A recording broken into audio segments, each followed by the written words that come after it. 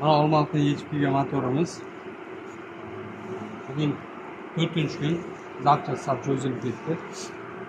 Bunda bo'layotgan muammo stuk bo'lgan, 1,5 ming оборотdan oshgandan keyin mashinada stuk paydo bo'lgan. Pagurchigimiz motorimiz 3 kubalik pagurchik.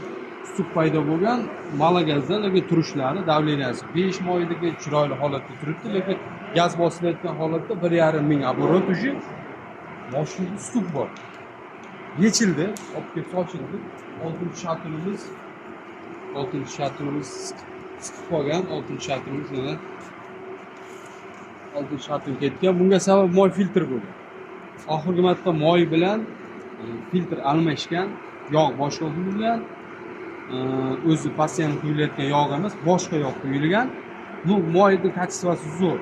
Filtr berdi badalga, filtrimizni ochib kesib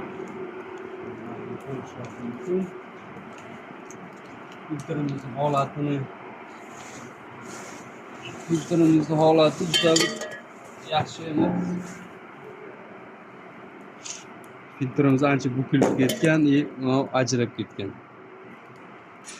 Shuning uchun moy 6-shatunga yetib bora olmay qolgan.